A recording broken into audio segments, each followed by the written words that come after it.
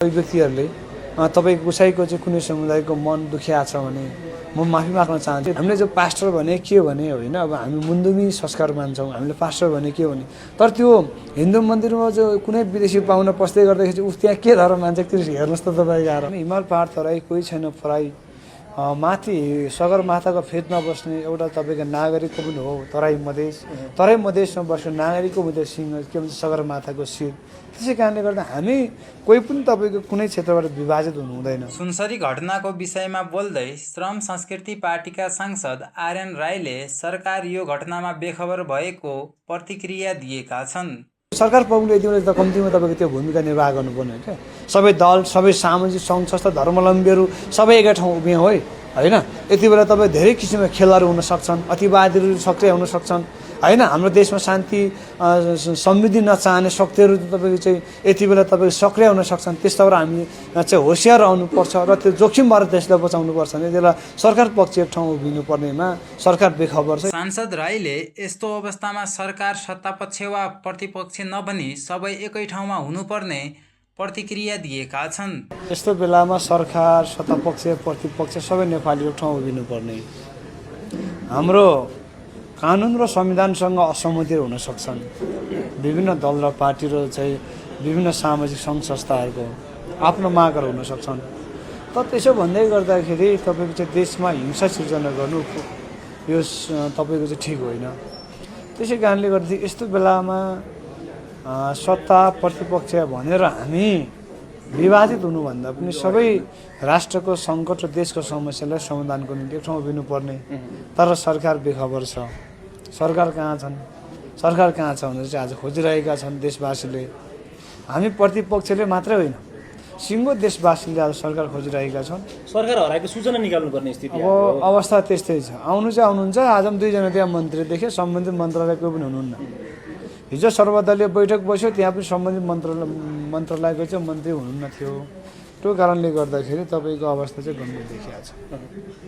अब यो समाधानको बाटो के हो त? अब यो धार्मिक द्वन्द्व देशमा भड्किँदै गर्दाखेरि जो हिन्दू र मुस्लिमको नाममा आज लड्नुपर्ने स्थिति छ देशका जनताहरू, प्रतिपक्षले गर्नुपर्ने भूमिका निर्वाह गर्नुपर्ने त्यसमा चाहिँ काहीँ न काहीँ यसमा भूमिका रहला।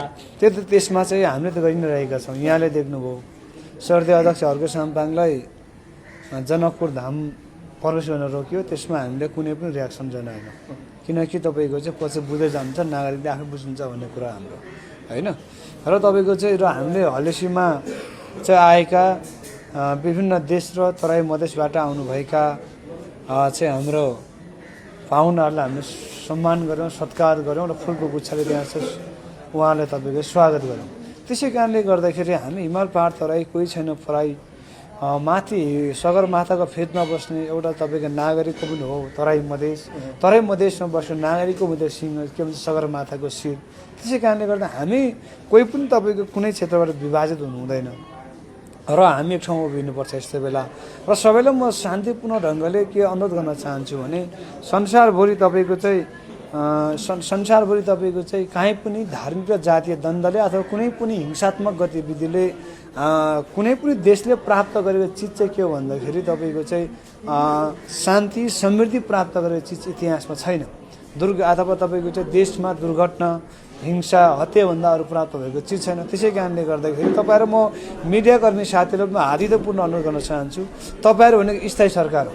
यो अहिले जो हामीले बालेन सरकार अथवा नेपाल सरकार भनिरहेका छौँ यो पनि 5 वर्षका लागि हो, अस्थायी हो। तर तपाईँहरू भनेको स्थायी हो। तपाईँहरूले खिच्ने भिडियो, तपाईँले चलाउने कलम भने चाहिँ स्थायी हुन्छ। त्यसै कारणले गर्दाखेरि यहाँलाई पनि यो उत्तेजनामूलक अथवा चाहिँ उत्तेजना किसिमको भिडियोहरू प्रसारण नगरिदिनको निम्ति एउटा सचेत नागरिक, म सांसद भएर होइन, एउटा सचेत नागरिकको निम्तिले यहाँलाई चाहिँ सचेत नागरिकको हैसियतले अनुरोध गर्न चाहन्छु र सबै नागरिकहरू म त्यो अनुरोध गर्न चाहन्छु हिंसात्मक अथवा उत्तेजना सिर्जना गर्ने खालको भिडियो पोस्ट नगरौँ, फोटो पोस्ट नगरौँ, स्ट्याटसहरू पोस्ट नगरौँ र सामाजिक सञ्जालमा कुनै पनि किसिमको क्रिया प्रतिक्रिया नदिनको निम्ति म अनुरोध गर्न चाहन्छु। तपाईँले प्रसङ्ग उठाउनु भयो जनकपुरको जुन तपाईँका पार्टीका अध्यक्षलाई चाहिँ जुन किसिमको व्यवहार भयो भनेर भनिएको छ, त्यसैको क्रिया प्रतिक्रिया यो सुनसरी घटनालाई हेर्नु भएको छ कि होइन? त्यसरी हामीले त्यसलाई होइन, त्यसरी हामीले त्यसलाई त्यसरी हेरेका छैनौँ। त्यसरी हेर्नु पनि हुँदैन होइन। हामी त सधैँ शान्तिको पक्षमा छौँ, समानताको पक्षमा छौँ, समृद्धिको पक्षमा छौँ, सुशासनको पक्षमा छौँ, एकताको पक्षमा छौँ, धार्मिक सहिष्णुताको पक्षमा छौँ। त्यो कारणले गर्दा त्यसलाई हामी त्यसरी हेरेका छैनौँ। र जसरी त्यहाँ उहाँले अपमान अथवा चाहिँ त्यहाँ प्रवेश निषेध गर्नुभयो, वास्तवमा त्यो कुनै अब भनौँ न कुनै शक्ति त्यहाँ सक्रिय भयो होला। मलाई लाग्छ असली हिन्दूहरू त्यस्तो हुँदैन होइन। असली हिन्दूहरू हिजो पुस्ताउँदेखि मिलेर बसेका छौँ हामी होइन र। तपाईँ पनि अहिले यहाँ म उभिरहेको छु, सुन्नु न, अहिले म यहाँ सुन्नु अहिले यहाँ म उभिरहेको छु, किराँती चाहिँ मुन्दमी संस्कार गर्छु, तपाईँ त्यहाँ हिन्दू उभिरहनु भएको छ, हामी मिलेर बसेका छौँ। त्यो कारणले गर्दाखेरि कसले ऊ गर्यो भन्ने कुरामा मलाई त्यत्रो चासोको विषय भएन।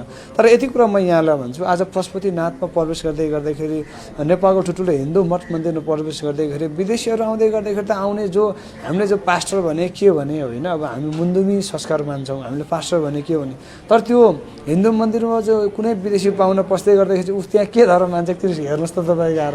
त्यसै कारणले गर्दा धर्म किन विभाजित हुँदैन। अघि नै मैले सुरुमा भने हाम्रो संविधान र कानुनसँग हाम्रो असहमति हुन सक्छन्, त्यो फरक विषय हो। तर नागरिक बिचमा धर्म बिचमा चाहिँ बुद्धत्वको दृष्टिकोणले सबैले हेर्नुपर्छ। फुलको आँखामा फुलै संसार, काँटाको आँखामा काँटै संसार, र हामी सबैजना मिलेर बसौँ भन्न चाहन्छु। धन्यवाद है। विशेष गरी तपाईँ सुरु हुन लाग्यो मेरो राजनीतिक विषयमा अलिकति पहिचानवादी राजनीतिमा लाग्नु भएको थियो होइन। यसले चाहिँ होइन तपाईँले मैले सुरुमा भने नि होइन। सुरुमा मैले के भने संविधानसँग कानुनसँग हाम्रो असहमति हुनसक्छ क्या, तर यसको मतलब कुनै समुदाय र जातिसँग कुनै धर्मसँग त होइन नि। अस्ति मैले रोस्टमबाट पनि त्यो कुरा भनिसकेको छु होइन। नेपालको सर्वत्र तपाईँको चाहिँ सार्वभौमिक संसद रोस्टमबाट पनि त्यो कुरा मैले प्रश्न छु। मेरो भनाइले कुनै समुदाय लक्षित पनि थिएन, त्यो हुँदै पनि होइन। त्यसलाई तोडमोड गऱ्यो, त्यो बनाउनु खोज्यो, त्यसमा सत्यता छैन। यदि त्यो भ्रमिक तपाईँको चाहिँ सामाजिक सञ्जालमा प्रचार भएका चाहिँ अभिव्यक्तिहरूले तपाईँको कसैको चाहिँ कुनै समुदायको मन दुखिया छ भने म माफी माग्न चाहन्छु। त्यति बेला मैले भनिसकेको छु होइन। त्यही भएर मैले माफी मागिसकेको छु। त्यसै कारणले यसलाई ठुलो इस्यु गर्नुपर्ने कुनै जरुरी छैन। र प्रधानमन्त्री र गृहमन्त्री खोज्ने कार्य फेरि सुरु हुन्छ भनेपछि त्यो त भइरहेको छ, किनभनेदेखि सदनप्रति उहाँहरू जवाबदेही हुनुहुन्छ। हिजो सर्वदलीय बैठकमा आउनुभयो, त्यो त ठिक छ, उहाँहरू आउनुभयो, ल मानौँ। यस्तै बेला त पार्टीले होइन, तर सरकार तपाईँको चाहिँ सरकार प्रमुखले यति बेला त कम्तीमा तपाईँको त्यो भूमिका निर्वाह गर्नुपर्ने क्या। सबै दल, सबै सामाजिक सङ्घ संस्था, धर्मावलम्बीहरू सबै एकै ठाउँ उभिए होइन। यति बेला तपाईँ धेरै किसिमका खेलहरू हुन सक्छन्, अतिवादीहरू सक्रिय हुन सक्छन् होइन। हाम्रो देशमा शान्ति समृद्धि नचाहने शक्तिहरू तपाईँको चाहिँ यति बेला तपाईँको सक्रिय हुन सक्छन्। त्यस्तोबाट हामी चाहिँ होसियार रहनुपर्छ र त्यो जोखिमबाट देशलाई बचाउनुपर्छ भने त्यसलाई सरकार पक्ष एक ठाउँ उभिनु पर्नेमा सरकार बेखबर छ। यो दुःख लाग्दो कुरा छ। हस्, धन्यवाद है।